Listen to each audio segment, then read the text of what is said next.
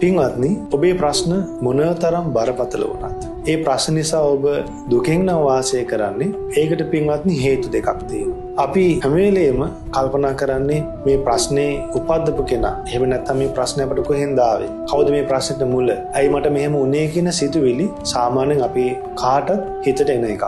නමුත් බුදු කෙනෙක් පහළ වෙච්ච යුගයක අපි ජීවත් වෙන නිසා අපිට මේ ප්‍රශ්න වලට විසඳුම බොහොම ලේසියෙන් අපට හොයාගන්න පුළුවන්. එතකොට අපගේ භාගතුන් වහන්සේ වදාලා මේ හිත දුර ගමන් වල යනවා. මේ හිතේ ස්වභාවයක් තමයි හිත දුර ගමන් වල යනවා. ඒකට කියනවා දූරංගමං ඒකචරං.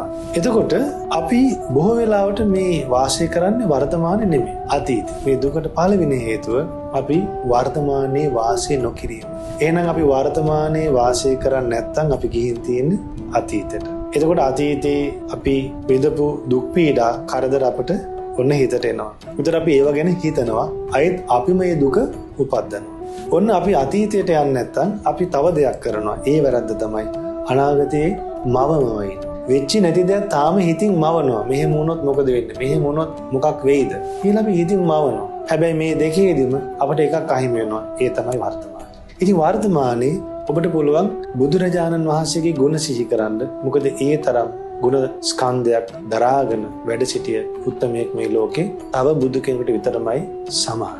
ඒ නිසා පින්වත්නි, අපිට මේ ප්‍රශ්න තියෙනකොට බුදු කෙනෙක් සිහි කරගන්න පුළුවන් වුණොත් ඒ බුදුරජාණන් වහන්සේගේ අවබෝධය තුළින්, ඒ බුදුරජාණන් වහන්සේගේ වදාළ ධර්මයේ තුළින් අපිට විසඳුම් ලැබෙනවා. ඒක නිසා ඔබට මේ පණිවිඩය ලැබෙන්නේ වර්තමානයේ වාසය කරන්න. වර්තමානයේ වාසය කරනවා කියන්නේ පින්වත්නි, වර්තමානයේ ඔබට පුළුවන් බුදු ගුණ සිහි කරන්න, ඉගෙනගත්ත ධර්මයේ සිහි කරන්න, ශ්‍රාවක සංඝ රත්නය ගැන ගුණ කල්පනා කරන්න.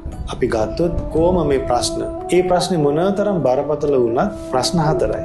එක්කෝ අහිමිවීමක්, නැත්තම් දුක, එහෙම නැත්තම් අලාභයක්, එහෙම නැත්තම් නින්දාවක්. ඔය වගේ අපිට බෙදන්න පුළුවන් පින්වත්. ඉතින් ඒක නිසා ප්‍රශ්නය හරියට හොයාගන්න පුළුවන් වුණොත්, ඊළඟට විසඳුමත් හරියට හොයාගන්න පුළුවන් වුණොත්, අන්න යාට ලැබෙනවා සැපසේ වාසය කරන්න.